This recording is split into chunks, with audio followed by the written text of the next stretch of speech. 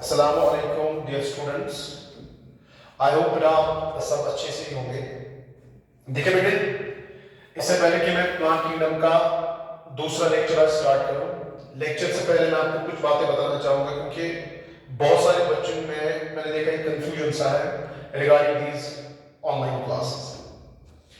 सबसे पहले मैं 1 ईयर स्टूडेंट्स के लिए बोलना चाहूंगा, चाहे वो परेपुरा में पढ़ते हो चाहे वो राजबाग में हो, उनके लिए अभी बस 2 यूनिट्स चल रहे हैं। एक जो यासीन सर ने इकोलॉजी स्टार्ट किया 1 ईयर के लिए है, जो बेटा मैंने प्लांट किंगडम स्टार्ट किया ये भी 1 ईयर के लिए है। बाकी उनके लिए कोई और यूनिट नहीं है, कोई भी यूनिट नहीं। जस्ट रिमेंबर 2 थिंग्स, एक 1 ईयर वाले इकोलॉजी पढ़ेंगे, एक 1 ईयर वालों के लिए प्लांट किंगडम, बस।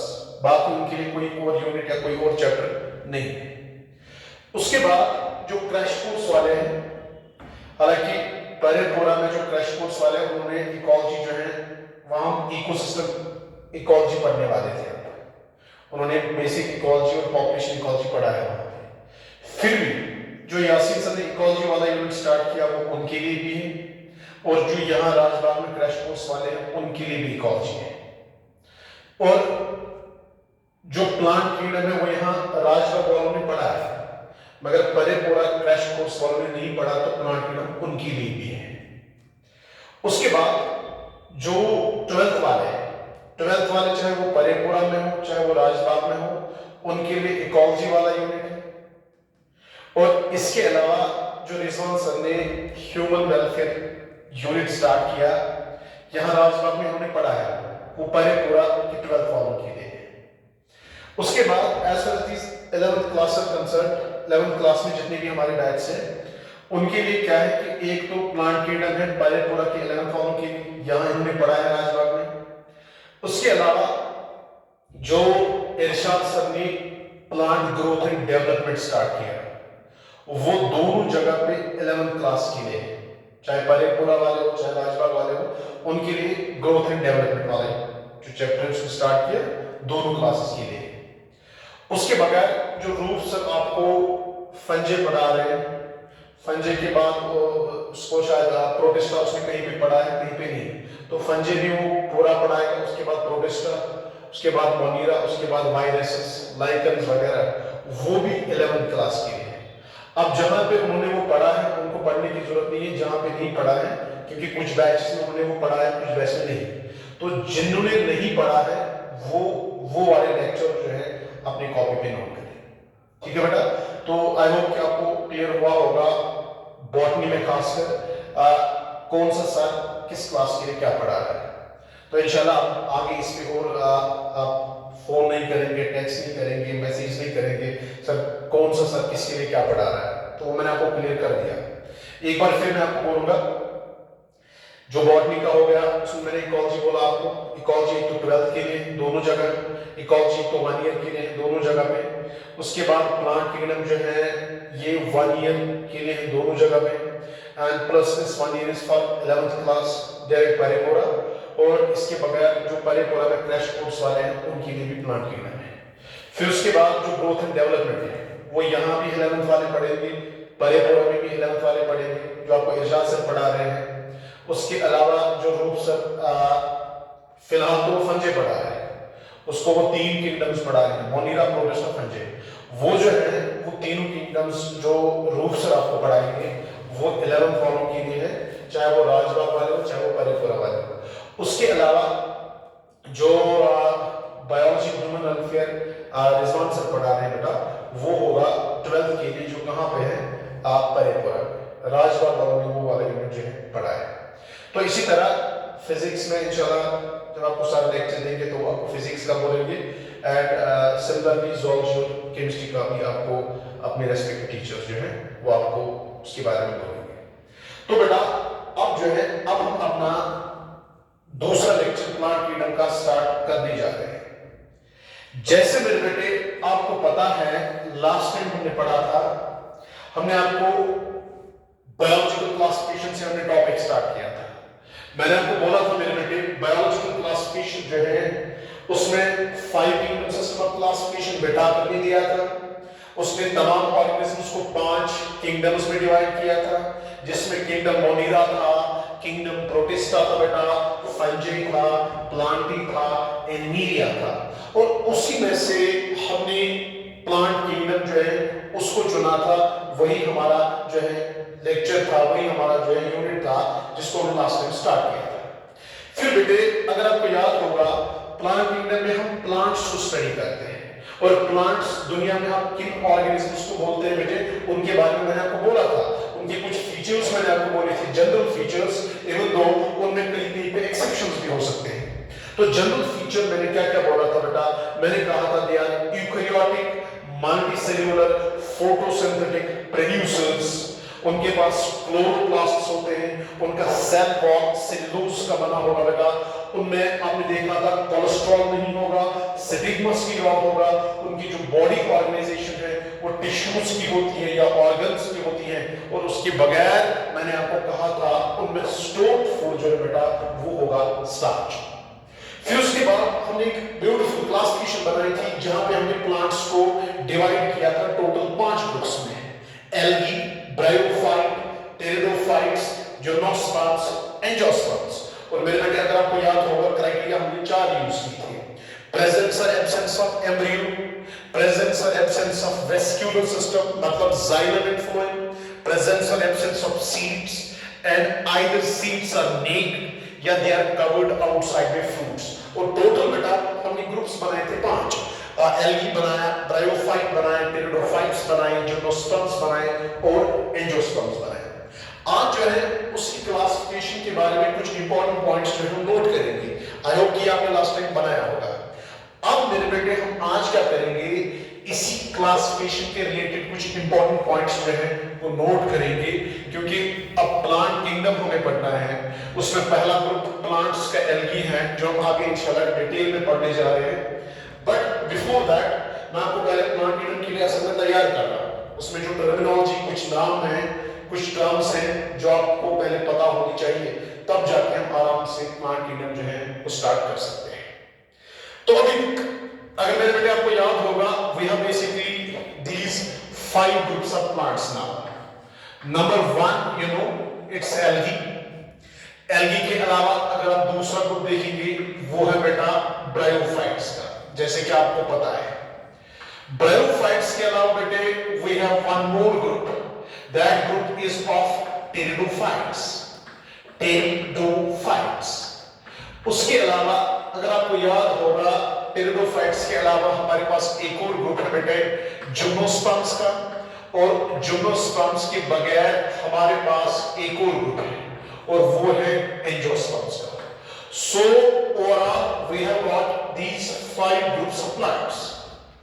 Now अगर मैं बेटा आपको बोलूंगा इन 5 ग्रुप्स में से सबसे प्रिमिटिव ग्रुप प्लांट्स का कौन होगा, तो आप कॉपी पे पॉइंट नंबर 1 ऐसे नोट करेंगे, मोस्ट प्रिमिटिव प्लांट्स।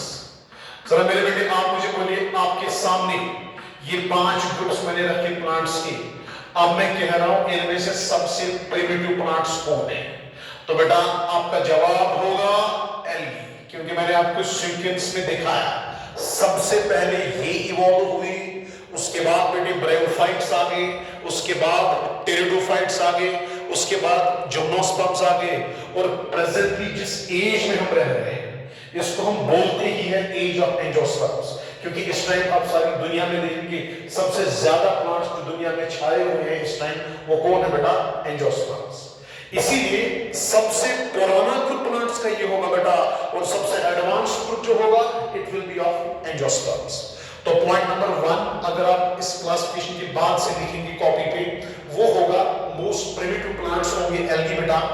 इसके अलावा अगला पॉइंट अगर हम लिखेंगे, हम बोलेंगे most advanced plants, most advanced plants, and you know मेरे बेटे the answer is going to be what, angiosperms। सबसे primitive plants होंगे एल्गी और सबसे advanced plants होंगे बेटा क्या, एंजियोस्पर्म्स। उसके बाद अगर हम आगे कंटिन्यू करेंगे बेटा, अगर हम एक और पॉइंट इसमें देखेंगे, हमें पता है दुनिया में ये 5 ग्रुप्स हैं प्लांट्स के, मगर इसमें से अगर मैं आपको ऐसे सवाल पूछूं बेटे, मैं कहूं दुनिया के पहले एम्ब्रियोफाइट्स कौन है? प्लांट्स तो है, मगर दुनिया में पहला कोई प्लांट्स का ऐसा कौन सा है जिन्होंने अपने अंदर एम्ब्रियो नाम की एक चीज बनाई? तो अगर आपको क्लासिफिकेशन याद होगी, आप साफ साफ कह सकते हैं बेटा ये ग्रुप होगा ब्रायोफाइट्स का। हालांकि ब्रायोफाइट से पहले दुनिया में एल्गी इवॉल्व हुए बेटे, मगर इन एल्गी जो है इनके पास एम्ब्रियो नहीं होता। तो दुनिया में पहले ग्रुप्स ऑफ प्लांट्स जिन्होंने एम्ब्रियो बनाया वो कौन होगा बेटा? Embryophyte, these are bryophytes. So most primitive plants algae, most advance plants angiosperms, first embryophytes हो गए बेटा क्या? ब्रायोफाइट्स। इसके अलावा आगे बढ़ेंगे, एक और इंपॉर्टेंट पॉइंट, अगर मैं आपको लिखाऊंगा दुनिया में पहली बार जाइलम फ्लोएम बनाने वाले प्लांट्स कौन है, क्लासिफिकेशन में आपको साफ दिख रहा होगा। पहला ग्रुप प्लांट्स का जिनमें जाइलम फ्लोएम बनाया बेटा वो कौन है? टेरिडोफाइट्स। तो हम लिखेंगे यहां पे फर्स्ट वेस्क्यूलर प्लांट्स। क्या लिखेंगे बेटा? First vascular plants. ये क्वेश्चन आपके नीट में आया भी था, फर्स्ट वेस्क्यूलर प्लांट्स, या हम कह सकते हैं फर्स्ट ट्रैकियोफाइट्स। एंड मेरे बेटे द आंसर इज टेरिडोफाइट्स, क्योंकि आपको पता है बेटा टेरिडोफाइट ही पहला ग्रुप प्लांट्स का जिन्होंने अपने अंदर जाइलम फ्लोएम, या यूं कहिए जिन्होंने अपने अंदर वेस्क्यूलर सिस्टम डेवलप किया। उसके बाद अगर मैं आपको ऐसे कहूं बेटा, आई होप मेरे बेटे आप आंसर देंगे, फर्स्ट स्पर्मेटोफाइट्स, पहले सीड बनाने वाले प्लांट्स कौन है? जरा मेरे बेटे आप जवाब दीजिए, शाबाश। फर्स्ट स्पर्मेटोफाइट, सबको पता है दुनिया में पहली बार सीड्स किन्होंने बनाए? जिम्नोस्पर्म्स ने। सो फर्स्ट स्पर्मेटोफाइट्स या first seed bearing plants of the world, उसका जवाब होगा मेरे बेटे क्या? जिम्नोस्पर्म्स।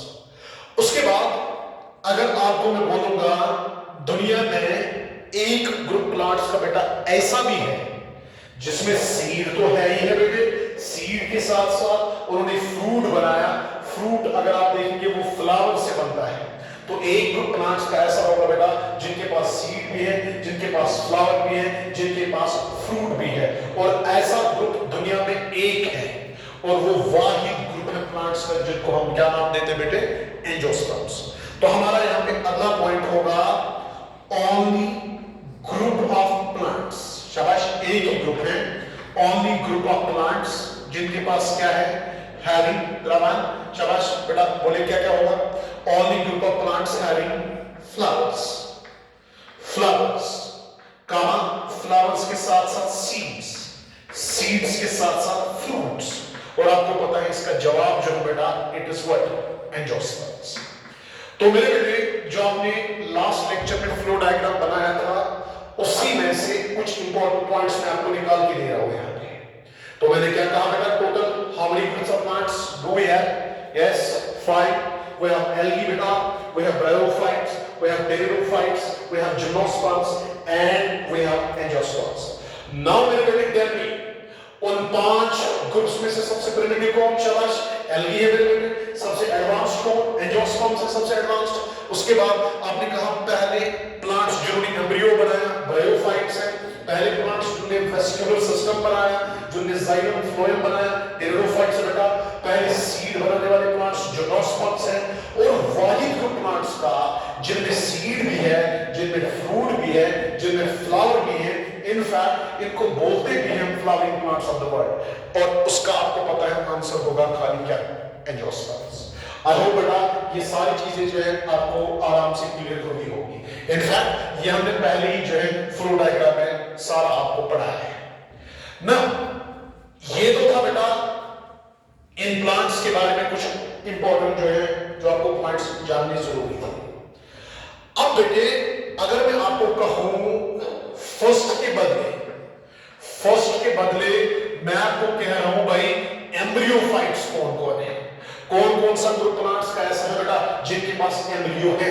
आपको पता है, आपको सब पता है, एल्गी को छोड़ के दुनिया में जितने भी प्लांट्स हैं बेटे बाकी उनके पास एम्ब्रियो प्रेजेंट है। क्योंकि अगर आप फ्लो डायग्राम देखेंगे जहां मैंने एम्ब्रियोफाइट्स लिखा है उसके नीचे बेटा ब्रायोफाइट भी आ रहा है, उसके नीचे टेरिडोफाइट भी आ रहा है, उसके नीचे जिम्नोस्पर्म्स भी आ रहा है, उसके नीचे एंजियोस्पर्म्स एंजियोस्पर्म्स भी आ रहे हैं। हालांकि ये अलग बात है, पहली बार एम्ब्रियो बनाने वाले प्लांट्स ब्रायोफाइट्स है, बट ओवरऑल जिनके पास एम्ब्रियो होगा बेटा उसमें ब्रायोफाइट भी आएगा, इसमें टेरिडोफाइट भी आएगा, इसमें जिम्नोस्पर्म भी आएगा, और मेरे बेटे इसमें आएगा क्या, एंजियोस्पर्म। अब मैं पहले और आखिरी की बात नहीं कर रहा हूं, मैं कह रहा हूं किस किस प्लांट ग्रुप के पास एम्ब्रियो है। तो आप कहेंगे, आपका जवाब होगा सर ब्रायोफाइट के पास भी है, क्योंकि पहला यही है, उसके बाद टेरिडोफाइट के पास भी है बेटे, उसके बाद जिम्नोस्पर्म्स के पास, उसके बाद मेरे बेटे किसका, एंजियोस्पर्म का नाम आएगा। इसी तरह बेटे अगर मैं आपको कहूं वेस्क्यूलर प्लांट्स या मैं कहूं ट्रैकियोफाइट्स, तो आपका जवाब क्या होगा बेटा? मैं कह रहा हूं पहला नहीं, मैं आपको आखिरी नहीं बोल रहा हूं, मैं आपको पहला नहीं बोल रहा हूं, मैं आपको कह रहा हूं आपके पास जितने भी प्लांट्स हैं, जितने भी प्लांट ग्रुप्स आपके पास हैं, उसमें से मुझे बोलो वेस्क्यूलर सिस्टम किनके पास है। तो आपका जवाब होगा बेटा टेरिडोफाइट, जिम्नोस्पर्म और एंजियोस्पर्म। जरा बेटा बोलिए क्यों आपने इसमें ब्रायोफाइट क्यों स्किप किया? बेटा आप जानते हैं ब्रायोफाइट के पास जाइलम फ्लोएम नहीं है, पहली बार टेरिडोफाइट्स ने बनाया, उसके अलावा जिम्नोस्पर्म्स के पास भी है, इसके अलावा एंजियोस्पर्म्स के पास भी है। इसी तरह अगर मैं बेटे कहूं स्पर्मेटोफाइट्स इज ए करेक्ट, तो मतलब मेरा कहने का ये है किस किस प्लांट ग्रुप के पास सीड्स हैं। मैं पहला नहीं कह रहा हूं, मैं आखिरी नहीं कह रहा हूं, मैं कह रहा हूं सीड्स किन किन प्लांट्स के पास हैं। तो बेटे आपका जवाब होगा G+A, मतलब जिम्नोस्पर्म्स एंड एंजियोस्पर्म्स। तो जिस जिस प्लांट ग्रुप के पास एम्ब्रियो है बेटे उसमें ब्रायोफाइट आएगा, टेरिडोफाइट आएगा, जिम्नोस्पर्म आएगा, एंजियोस्पर्म आएगा।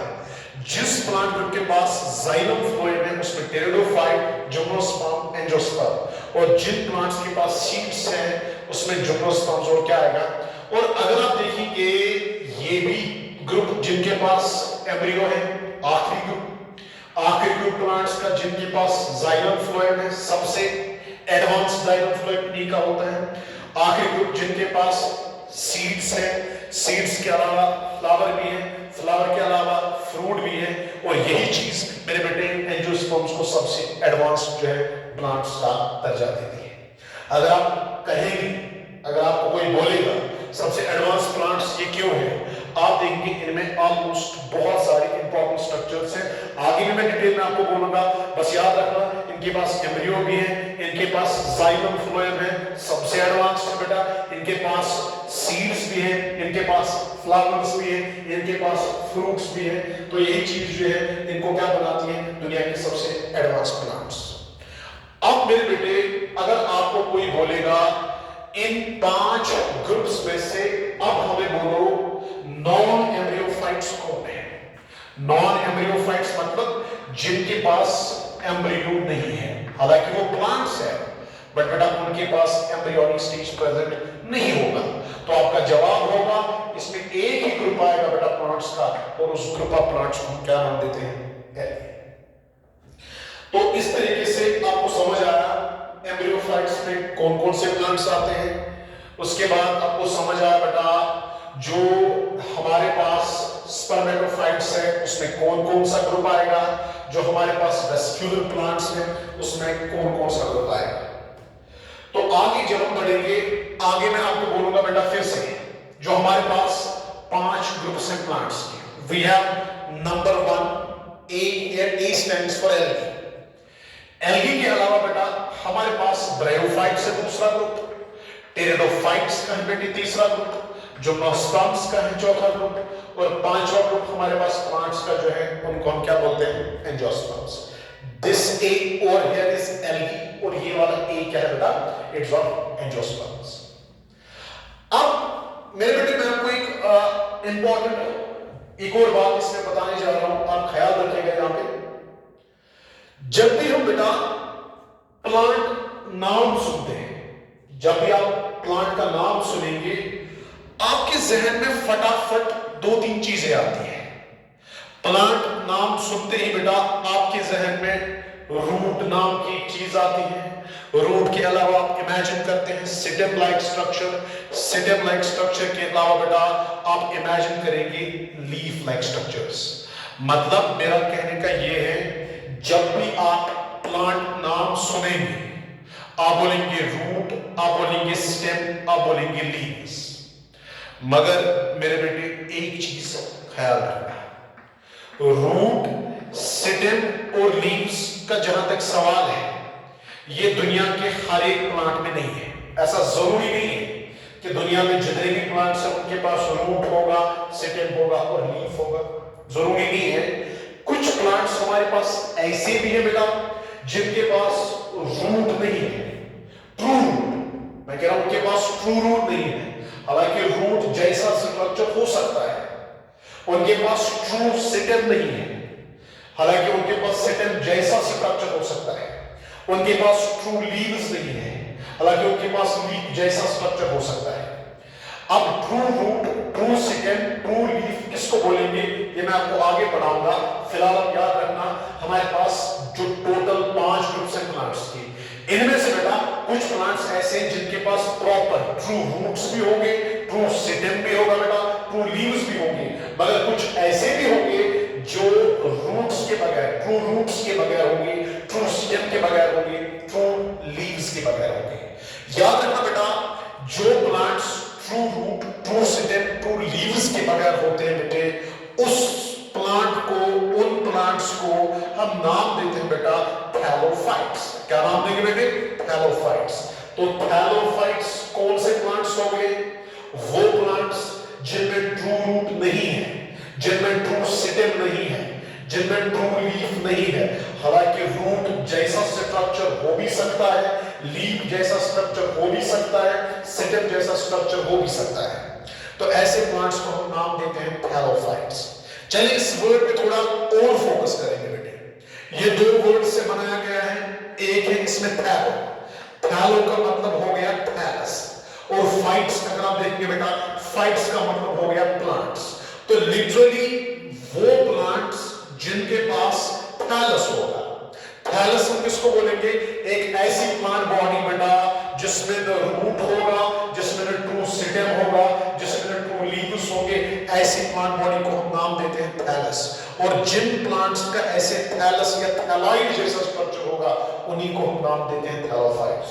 तो मेरे बेटे शाबाश, अगर आपको कोई बोलेगा थैलोफाइट्स आप किनको बोलोगे? आप कहना सर वो प्लांट्स जिनकी बॉडी होती है थैलॉइड, जिनमें थैलस होगा, जिनका बॉडी फॉर्म ऐसा होगा, वहां पे न रूट होगा, न स्टेम होगा, न लीफ होगा। ट्रू रूट, ट्रू स्टेम और ट्रू लीव्स उनमें नहीं होंगे। और बेटे याद रखना अगर आप इन 5 ग्रुप्स ऑफ प्लांट्स पे नजर डालेंगे, इसमें आपको 2 ग्रुप्स ऐसे मिलेंगे बेटे जिनमें आपको पता है ट्रू रूट, ट्रू स्टेम और ट्रू लीफ जैसा कोई स्ट्रक्चर होगा ही नहीं, जिसमें एल्गी आएगा, जिसमें ब्रायोफाइट आएगा। अगर आप एल्गी को देखोगे आपको ज्यादा ये पानी में मिलेंगे। आप पानी से कोई एल्गी उठा लीजिए, उस पे आप फोकस करिए, आपको ना रूट मिलेगा, आपको ना स्टेम मिलेगा, आपको ना लीव्स मिलेंगे, क्योंकि ये थैलोफाइट है।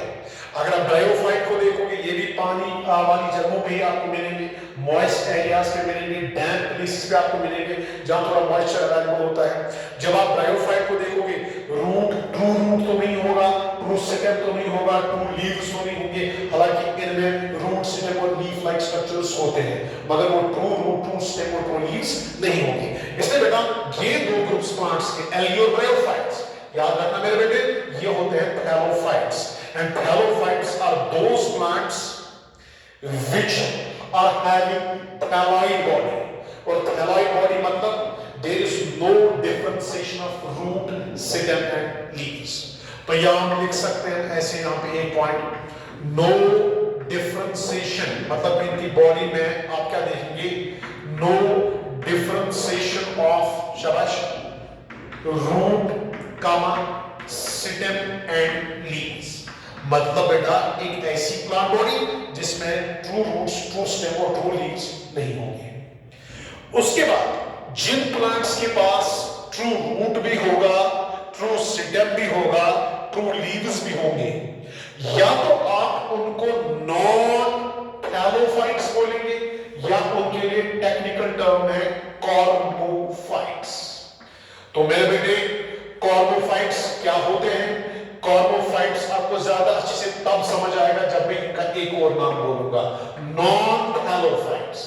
मतलब वो प्लांट्स जिनके पास थैलस नहीं है, जिनकी बॉडी थैलॉइड नहीं है, जिनके पास ट्रू रूट्स भी होंगे, ट्रू स्टेम भी होगा, ट्रू लीव्स भी होंगे, उन प्लांट्स को हम क्या नाम देंगे? कॉर्मोफाइट्स। तो याद रखना बेटा, 5 ग्रुप्स में से ब्रायोफाइट कॉर्मोफाइट है, जिम्नोस्पर्म कॉर्मोफाइट है, एंजियोस्पर्म कॉर्मोफाइट है। तीनों ग्रुप्स के पास ट्रू रूट्स होंगे, ट्रू स्टेम होगा, ट्रू लीव्स होंगे। और जहां तक एल्गी और ब्रायोफाइट का सवाल है बेटा, दे आर थैलोफाइट्स या दे आर नॉन कॉर्मोफाइट्स। इनकी बॉडी में आप देखेंगे ना रूट होगा, ना स्टेम होगा, ना लीव्स होंगे, या यूं कहिए ट्रू रूट, ट्रू स्टेम और ट्रू लीव्स नहीं होंगे। अब सवाल है बेटा, ये ट्रू रूट, ट्रू स्टेम और ट्रू लीव्स किनको बोलेंगे? मेरे बेटे, अगर मैं आपको बोलूंगा आपको खुद समझ आएगा ये कॉर्मोफाइट्स क्यों हैं, ये थैलोफाइट्स क्यों हैं। कहते बेटा वो स्टेम, ट्रू स्टेम है जिसके अंदर 2 पाइप सिस्टम्स होंगे, जाइलम और फ्लोएम। मेरे बेटे कहते हैं वो रूट ट्रू रूट होगा जिसके अंदर पाइप सिस्टम्स होंगे, जाइलम और फ्लोएम। और वो लीफ मेरे बेटे ट्रू लीफ होगा जिसके अंदर पाइप सिस्टम होगा, जाइलम और फ्लोएम। तो मेरा कहने का मतलब क्या है? वो रूट ट्रू रूट है, वो स्टेम ट्रू स्टेम है, वो लीव्स ट्रू लीव्स है जिनके अंदर जाइलम फ्लोएम प्रेजेंट होगा। अगर रूट जैसा स्ट्रक्चर आपने कहीं पे देखा मगर अंदर जाइलम फ्लोएम के बगैर हो तो उसको हम बोलते हैं फॉल्स रूट। वो रूट नहीं, वो राइजोइड होगा। अगर आपने कहीं पे स्टेम देखा, स्टेम है, स्टेम जैसा स्ट्रक्चर है, अंदर उसमें जाइलम फ्लोएम नहीं है तो वो स्टेम नहीं, उसको हम स्टेम जैसा स्ट्रक्चर बोलेंगे। अगर आपने कहीं पे लीफ देखा, लीफ जैसा स्ट्रक्चर है, अंदर जाइलम फ्लोएम के बगैर है तो उसको हम लीफ नहीं, उसको हम फ्रॉड बोलेंगे, कोई और नाम देंगे, वो आपको आगे मैं अपने टाइम पे बोलूंगा जब हम अलग-अलग से प्लांट ग्रुप्स को पढ़ेंगे। तो a root like structure without xylem phloem is not a true root. A stem like structure without xylem phloem is not a true stem. A leaf like structure without xylem phloem is not a true leaf. और किसी भी root को, किसी भी stem को, किसी भी leaf को ट्रू आप तब कहेंगे बेटा जब उसके अंदर प्रेजेंट क्या होगा? Xylem phloem. और कॉमन सी बात है, कॉमन सेंस आप यूज करिए। इनके पास जाइलम फ्लोएम तो नहीं है बेटा, इनके पास जाइलम फ्लोएम तो नहीं है। पहली बार जाइलम फ्लोएम इसने बनाया, उसके बाद जाइलम फ्लोएम इन्होंने बनाया, उसके बाद जाइलम फ्लोएम इन्होंने बनाया। अगर आपको अभी का पॉइंट एक याद होगा, वेस्क्यूलर प्लांट्स में कौन कौन आएगा बेटा? पहला मैंने टेरिडोफाइट लिखा, फिर जिम्नोस्पर्म, उसके बाद क्या लिखा? एंजियोस्पर्म। तो जब मेरे बेटे दुनिया में पहली बार जाइलम फ्लोएम बनाने वाले प्लांट्स टेरिडोफाइट्स, इसका मतलब पहली बार true root, true stem, true leaves भी इन्होंने ही बनाए होंगे। और इसीलिए कॉर्मोफाइट्स की शुरुआत कहां से हुई बेटा? टेरिडोफाइट्स से। कॉमन सेंस है, पहली बार जाइलम फ्लोएम बनाने वाला प्लांट ग्रुप ये है। और true root, true stem, true leaf बनाने के लिए जाइलम फ्लोएम जरूरी है। तो कॉर्मोफाइट्स की शुरुआत कहां से हुई बेटा? टेरिडोफाइट से। इसके अलावा जिम्नोस्पर्म्स, इसके अलावा एंजियोस्पर्म्स। तो हो गई ये 2 टर्म्स आपको क्लियर। अच्छा मुझे बोलो अब बेटा थैलोफाइट्स आज के बाद से आप किनको बोलोगे? वो प्लांट्स जिनकी थैलॉइड बॉडी है, जिनके पास थैलस होगा। थैलस हम बोलते हैं ऐसे प्लांट बॉडी को where there is no differentiation of true root, true stem and true leaves। और कॉर्मोफाइट आप किसको बोलोगे? एक ऐसी प्लांट बॉडी जहां पे ट्रू रूट्स भी होंगे, ट्रू स्टेम भी होगा और मेरे बेटे ट्रू लीव्स भी होंगे। तो इस तरीके से आपने देखा एल्गी ब्रायोफाइट, थैलोफाइट है, टेरिडोफाइट, जिम्नोस्पर्म, एंजियोस्पर्म, कॉर्मोफाइट है। Is this clear? Yes yes बेटा। अब आगे बढ़ेंगे, ये आपको अच्छे से समझ आया होगा। अब आगे अगर मैं आपको बोलूंगा आगे we have these 5 groups of plants. Let me write it as A, algae, B, bryophyte, P, pteridophyte। Pteridophyte नहीं बोलते बेटा, T से स्टार्ट होता है, इसमें P साइलेंट होगा, P से स्टार्ट होगा, मगर जब हम नाम पढ़ेंगे उसमें T का साउंड पहले हम निकालेंगे। टेरिडोफाइट्स, P साइलेंट हो गया है। उसके बाद जिम्नोस्पर्म्स, उसके बाद बेटा क्या? एंजियोस्पर्म्स। नाउ सी बेटे, अगर आप आगे देखेंगे, आगे जब आप एग्जाम की सिस्टमैटिक्स पढ़ेंगे उसमें आपको एक क्लासिफिकेशन पढ़नी है, वो क्लासिफिकेशन आप पढ़ेंगे, डिफरेंट साइंस क्लासिफिकेशंस आप डिस्कस करेंगे।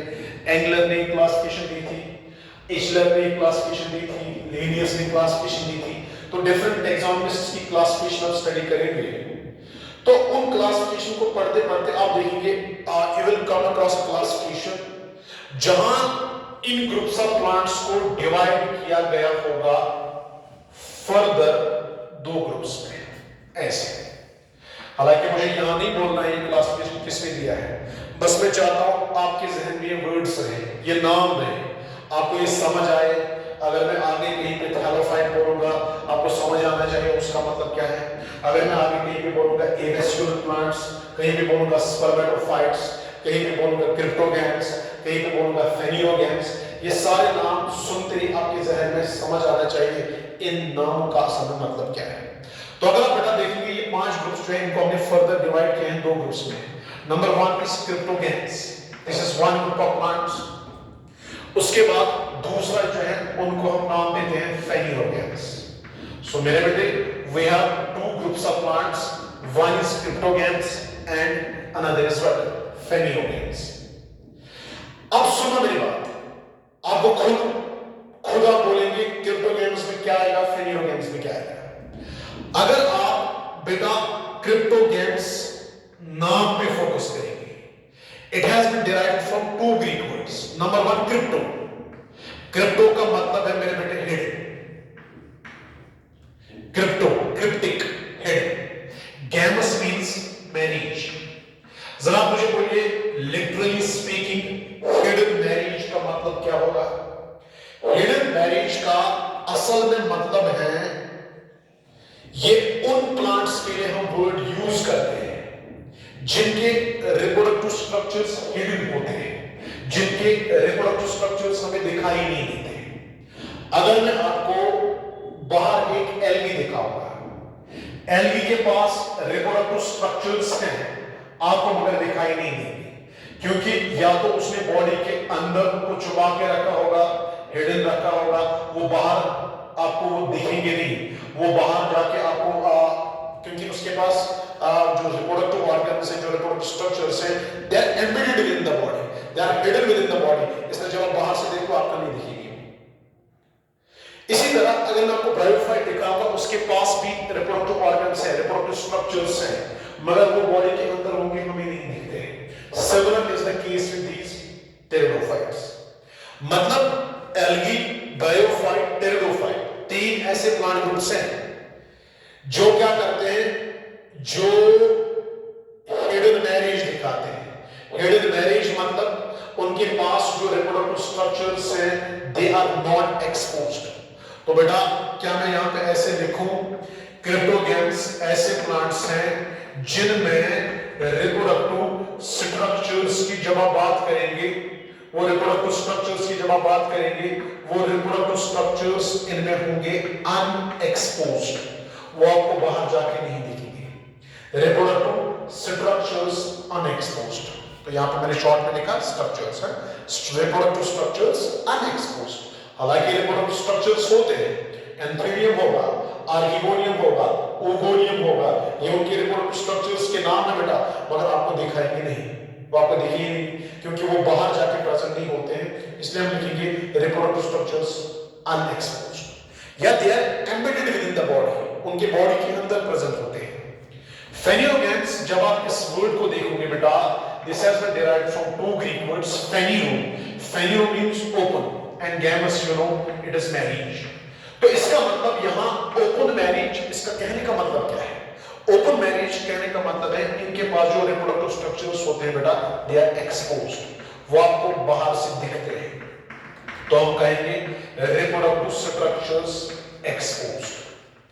जरा बेटा आपने एप्पल ट्री देखा होगा, एंजियोस्पर्म एक है, जब आप उसका फ्लावर देखते हैं, फ्लावर उसका रिप्रोडक्टिव ऑर्गन है, आपको साफ साफ उसका फ्लावर दिखता है। आप किसी और एंजियोस्पर्म को देखिए, उन तमाम एंजियोस्पर्म्स में रिप्रोडक्शन करने के लिए खास ऑर्गन बना है, उस ऑर्गन का नाम है फ्लावर, और दुनिया की तमाम एंजियोस्पर्म में आपको साफ साफ फ्लावर दिख रहा है। मतलब उनका जो रिप्रोडक्टिव स्ट्रक्चर है, उनमें जो सेक्सुअल रिप्रोडक्शन करने के लिए जो उन्होंने ऑर्गेनिक बनाया, वो हमें आराम से बाहर से दिखता है। इसी तरह जब आप गुलमर्ग गए होंगे, टलमर्ग गए होंगे, वहां आपने वो पाइनस के प्लांट्स देखेंगे। स्वराज, आपने वो पाइनस के प्लांट्स देखे होंगे। पाइनस के प्लांट्स में आपने देखा होगा कुछ ऐसा एक स्ट्रक्चर सा होता है। जब हम छोटे थे बेटा, हम पिकनिक से इसको घर में लाया करते थे। ऐसे इनके पास एक कोन जैसा स्ट्रक्चर होता है। मैं कभी दिखाऊंगा इंशाल्लाह, नेक्स्ट लेक्चर में कोशिश करूंगा आपको दिखाऊंगा वो।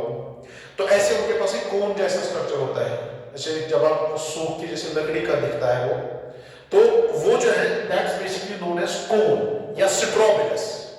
उसको हम कोन या स्ट्रोबिलस नाम देते हैं। और याद रखना मेरे बेटे, ये जिम्नोस्पर्म्स का रिप्रोडक्टिव स्ट्रक्चर होता है, रिप्रोडक्टिव ऑर्गन होता है।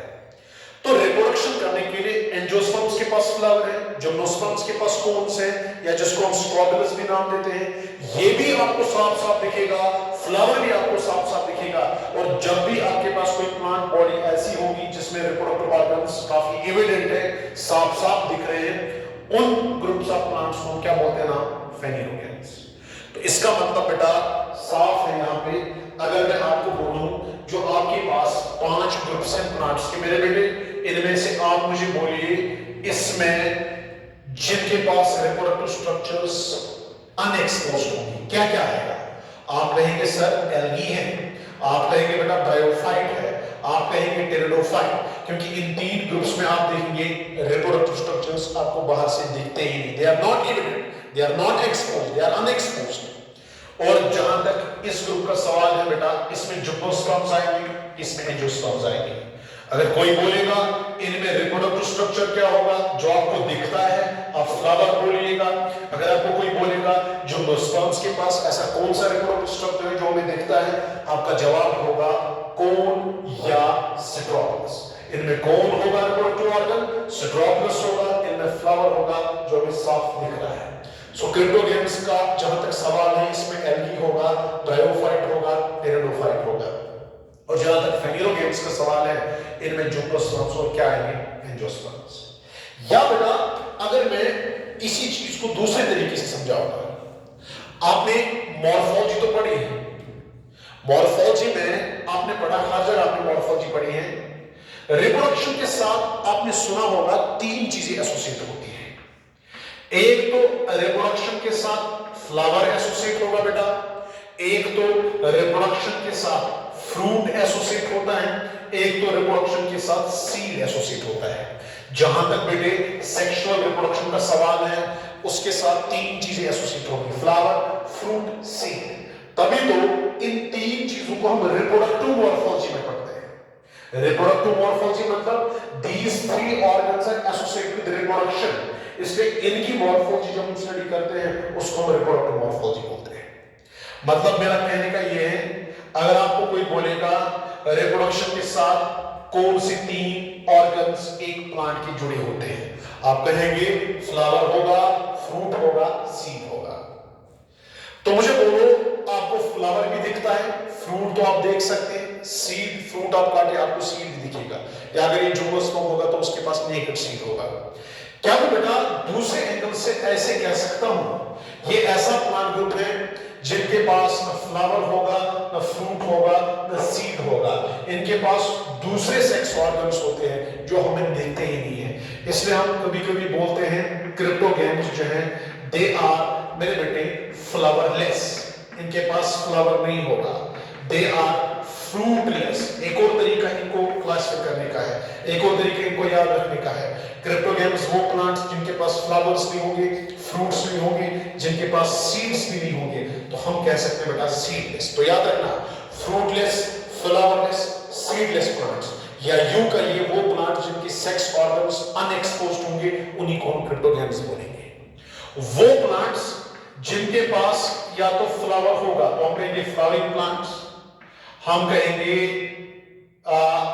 सीड बेयरिंग प्लांट्स, जिनके पास सीड होगा हम कहेंगे फ्रूट बेयरिंग। अगर ये तीनों नहीं होंगे, 3 में से एक होना चाहिए, क्योंकि वही देख के आप इनके रिप्रोडक्शन जो है, आपको इनके रिप्रोडक्शन का अंदाजा लग जाएगा। अगर आप फ्लावर देखेंगे आपको जहन में आएगा कि इनके रिप्रोडक्शन जो है, इनके रिप्रोडक्शन के साथ फ्लावर एसोसिएटेड है। आप सीड देखिए, सीड भी रिप्रोडक्शन के साथ एसोसिएट होता है। फ्रूट देखिए, फ्रूट भी रिप्रोडक्शन के साथ एसोसिएट होता है। तो मतलब flowering plants, seed bearing plants, fruit bearing plants, या तीन में से कोई एक ऑर्गन जिनके पास होगा, उन्हीं को हम बोलेंगे फेन्यूरोगेम्स। और आपको पता है, अगर कोई बोलेगा एंजियोस्पर्म इसमें क्यों आते हैं, उनके पास फ्लावर भी है, सीड भी है, फ्रूट भी है। अगर कोई बोलेगा जिम्नोस्पर्म के पास तो फ्लावर नहीं है, फ्रूट नहीं है, फिर भी है, फेन्यूरोगेम्स में क्यों आएगा? It is due to the presence of seeds. तो याद रखना, जिनके पास ये तीनों स्ट्रक्चर्स होंगे या तीन में से एक होगा, वो फेन्यूरोगेम्स है। जिस प्लांट के पास ये तीनों स्ट्रक्चर्स नहीं होंगे, वो मेरे बेटे क्या होंगे? क्रिप्टोगेम्स।